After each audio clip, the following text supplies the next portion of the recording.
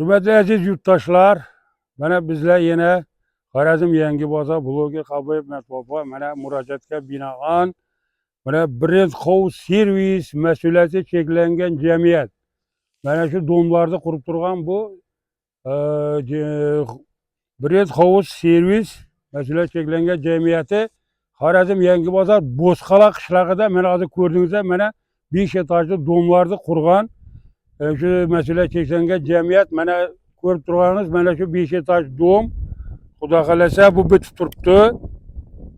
Buni gazi, sveti, suvi hammasi bor. Mana ko'rib turibsizlar, fontan ham ishlab turibdi yana oldinda. Bular gaz, svet, suv hammasi bor. Plombada turibdi. Men hozir ko'rib chiqdim, hozir sizlarga yana ko'rsataman. Bu korobka deyiladi ekan. Bu dom barisi 2 hamda 3 xonali korobka ekan bular. Bular 47 metr kvadrat hamda 51 metr kvadrat ekan bu korobkalar. Her bir kvadratı 4 milyondan ekan, hürmetli yurttaşlar. Her bir kvadratı 4 milyon ekan. Xalasanlar bunu kreditga olishingiz mumkin, xalasangiz subsidiyaga olishingiz mumkin. Ama yana bir ajoyib yeri bu domning kadastr hujjati tayyor ekan, kadastrdan o'tib turibdi ekan. Faqat siz bunu xalasangiz subsidiyaga, xalasangiz kreditga olsangiz, moment sizga otingizda, nomingizga rasmiylashtirib beradi. Kadastr hujjat qilingan, unda hech qanday muammo yo'q. Gaz, svet, suv bor. Borib turibdi. Hammasi plombada turibdi. Mana isboti vodoprovod ishlab turibdi.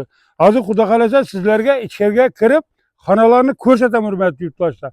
Kimga agar joy kerak bo'lsa, mana shunday Urganchdan, boshqa yerlardan qidirib yurmang. Mana o'zimizning Xorazm Yangibozor Bo'zqala qishlog'ida yana ajoyib domlar, yana joylar qurilib turibdi mana. Hozir men sizlarga buni ko'rsataman. Sizlardan Gullanga borib, Urganchga borib yoki boshqa yerga borib joy qidirib yurishlarning hojati yo'q hurmatli yurtdoshlar. Hozir sizlarga joyni xudo xolasa ichiga kirib ko'rsataman.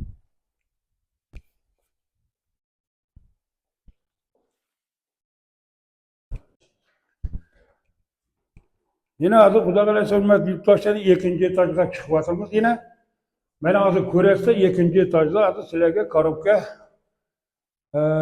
kvartiralarda yine xonalarni ko'rsataman yine ochiq turibdi yine. İşler kurulgan mana ko'rasan mana kaliti o'zimda mana hurmatli yurtdoshlar. Mana korobka deganimiz mana shu. Agar kimda kim tushunmay turgan bo'lsa, buni korobka deb ataladi ekan. O'zlaringiz xohlasanglar oboy yuvishtirasizlar. Mana bunga xohlasanglar notajli patolog tortasizlar. Buni o'zlaringiz qanday svetini xohlasanglar boshqa qilsanglar, o'zlaringiz bunu olganimizdan keyin qilaverasiz hurmatli yurtdoshlar. Mana gaz, suv hammasi kelib turibdi, hech qanday muammo yo'q. Mana bu yoqda gaz. Hurmatli yurtdoshlar, mana ko'rib turibsizlar, gazni o'chiruvchi o'rnatib turibdi. Gaz kelib turibdi, kranik blombada turibdi yine. Ko'chib kelsangizlar, nasib etsa, korobka kvartirani olsanglar, yana gaz, svet hammasi bor. Arkadaşlar mana hozir kiramiz ichkariga yana eshik ochib koridordan mana keldik, koridordan mana kirdik. Xudo xolasa mana kirsangizlar ko'rib turibsizlar yana katta zal, bu tarafda yana zal, mana kichkina tomlar, kuxnya, mana bu zal 62 metr kvadrat zal mana ko'raveringlar.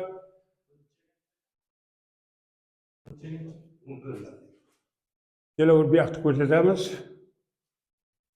Mana hurmatli yurtdoshlar, ko'rib turganingizdek kuxna, gaz plita tushib turibdi. Mana blombada turibdi, mana blomba qilingan, blombada. Ammo lekin gaz kelib turibdi. Kran tashmasangiz gaz yanadi, gaz ishlab turibdi.